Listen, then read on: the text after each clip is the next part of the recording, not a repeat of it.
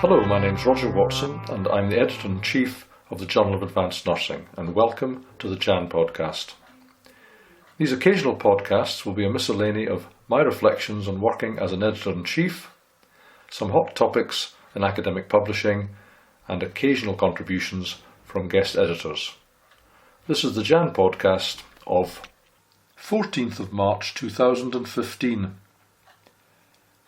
Today I want to talk about the peer review system.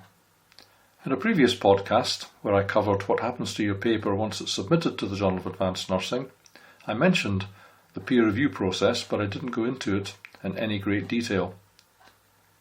Here I want to explore it in some more detail and look at different types of peer review and different opinions about peer review.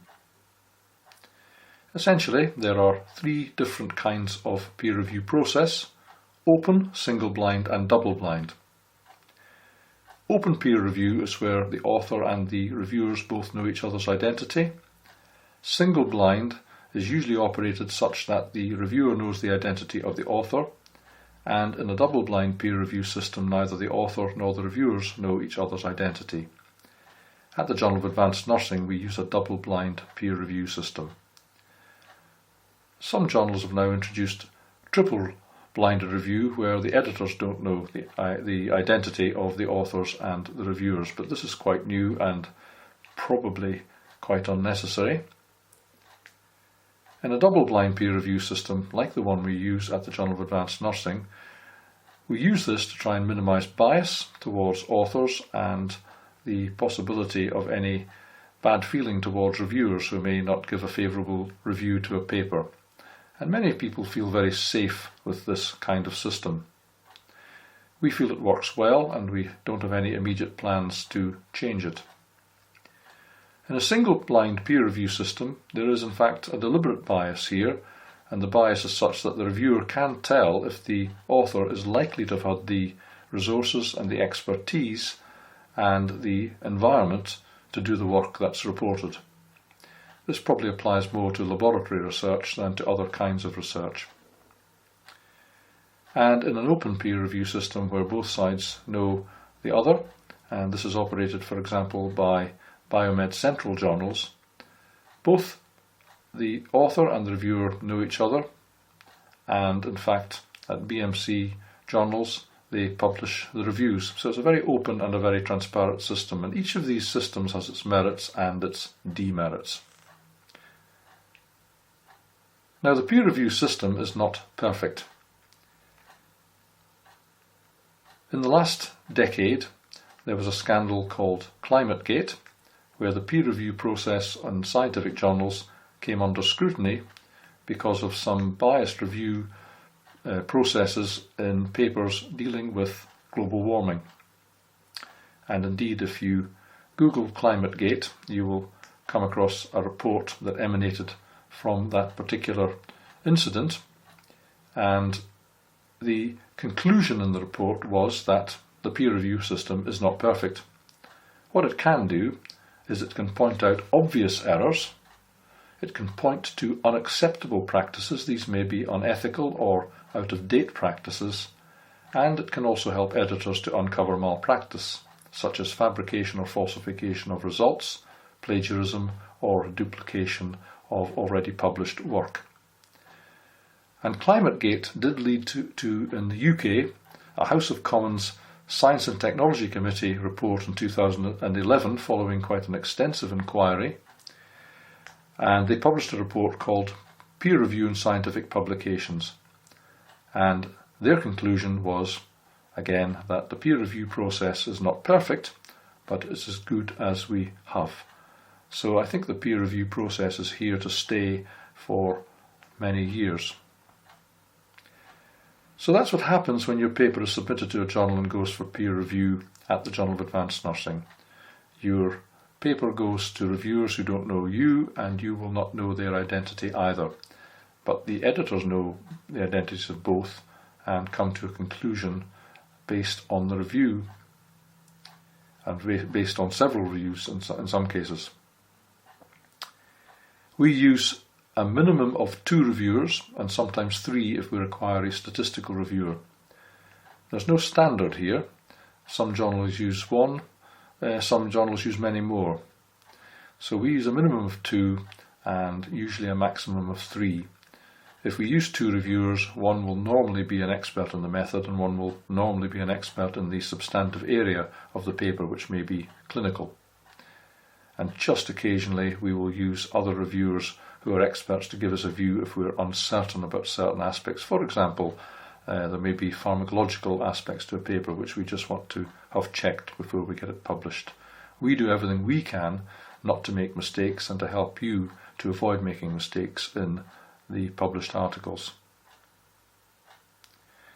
So once your paper has been through peer review, it can either be accepted or rejected, or you can be asked for revisions. I've never heard anyone complaining about having a paper accepted. Most people, including myself, are usually unhappy about a paper being rejected.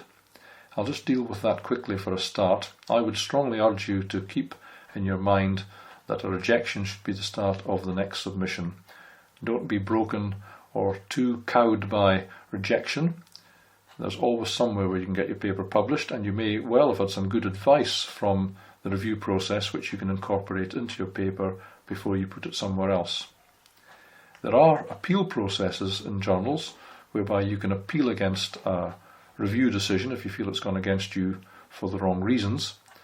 I think you really have to be very sure that it has before you institute these proceedings, and generally I would strongly discourage people from doing that.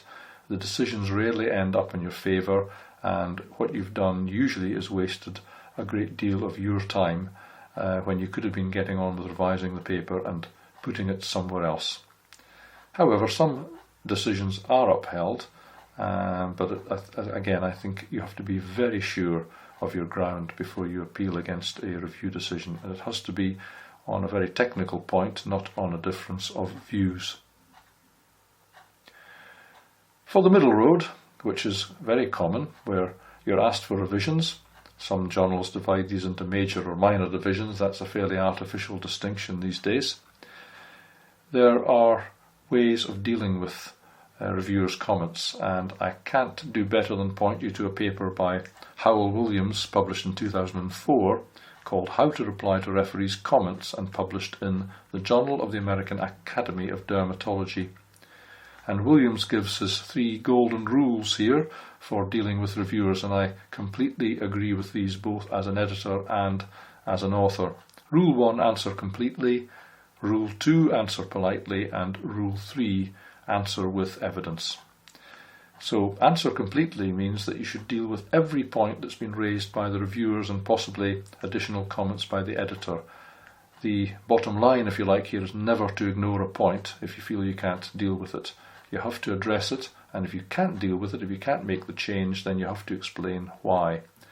And I would strongly advise people, in whatever format the review comes back, sometimes you get a list of points, sometimes it's a narrative, and sometimes you get instructions to do this, but I would, whatever the circumstances, try to pull out a list, a numbered list from the comments, put them in a table with a column with a number, a column for the actual comment made by the reviewer or the editor, and then a comment for your answer, and a column for the page on which you've answered it, and deal with every point that way. And if the journal allows you to, if it doesn't say otherwise, I would strongly encourage you to make the changes in red font, and then people can see exactly where the changes have been made. Don't use tracking and don't use comments. These are an irritation to reviewers and to editors.